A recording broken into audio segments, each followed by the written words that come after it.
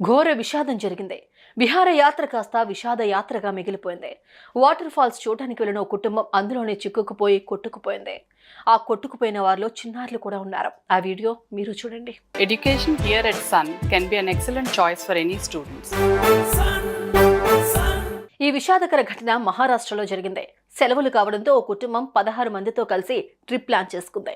Trip లో భాగంగా లోనావాలాలోని Bhushi dam కు వెళ్లారు అందరూ.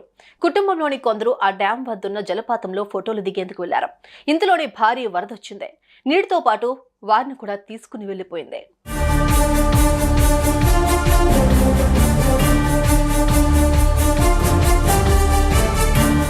పూర్తి వివరాల విషయానికి వస్తే మహారాష్ట్రలోని హదప్సర్కి చెందిన షాహిస్తా అన్సారీ తన 16 మంది కుటుంబ సభ్యులతో కలిసి టూర్కు ప్లాన్ చేసుకున్నారు. అందులో భాగంగా లోనావాలాకు వెళ్లారు. అక్కడ ఎంజాయ్ చేశారు. దగ్గరలోని భూషి డ్యామ్ ఉందని, అక్కడ ఓ జలపాతం కూడా ఉందని తెలిసి అన్సారీ అండ్ ఫ్యామిలీ అక్కడికి వెళ్లాలనుకున్నారు.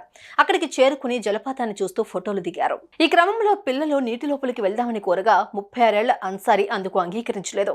అయినా సరే నలుగురు చిన్నారులు నీటిలోకి వెళ్లడంతో అన్సారీ కూడా వారికి తోడుగా వెళ్ళింది. ఇంతలోనే ఎడతెరిపి లేకుండా కురుస్తున్న వర్షానికి సడన్ గా మధ్యాహ్నం 12 గంటల సమయంలో భారీగా వరద నీరు వచ్చి చేరింది. బయటకు వద్దామనుకునేలోగే నీరు భారీగా పెరిగిపోయి చిన్నారులతో అన్సారీ వరద నీటిలో చిక్కుకుపోయింది. వారిని గట్టిగా పట్టుకుని నిల్చుంది.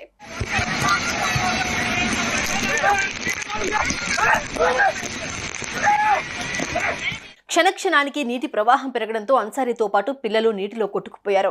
ఒడ్డునున్న వారు కూడా వాళ్ళని కాపాడలేకపోయారు. సమాచారం అందుకున్న సహాయక బృందాలు వెంటనే రంగంలోకి దిగాయి. వీరిలో 36 ఏళ్ల అన్సారీ, 13 ఏళ్ల అమీమా అన్సారీ, 8 ఏళ్ల ఉమేరా అన్సారీ, 4 ఏళ్ల అద్నాన్ అన్సారీ, 9 ఏళ్ల సయ్యద్ మృతి చెందారు. వీరిలో ప్రస్తుతానికి 3 మృతదేహాలు లభ్యమయ్యాయి. మిగతా వారి కోసం గాలింపు చర్యలు కొనసాగుతున్నాయి. భూషి డ్యాంపై ఉన్న కొండ ప్రాంతం చాలా ప్రమాదకరమని హెచ్చరిక బోర్డులు కూడా పెట్టారు పోలీసులు. అయినప్పటికీ సుమారు 50,000 మంది ప్రతిరోజు వస్తుంటారు అని పోలీసులు చెబుతున్నారు. పెట్రోలింగ్ చేస్తున్న సమయంలో ఎవరూ కనిపించినప్పటికీ ఆ తర్వాత మళ్లీ వచ్చి చేరుకున్నారని, ఇలాంటి ప్రదేశాలకు వర్షాకాలంలో రాకూడదని చెప్పినా వినడం లేదని పోలీసులు తెలిపారు.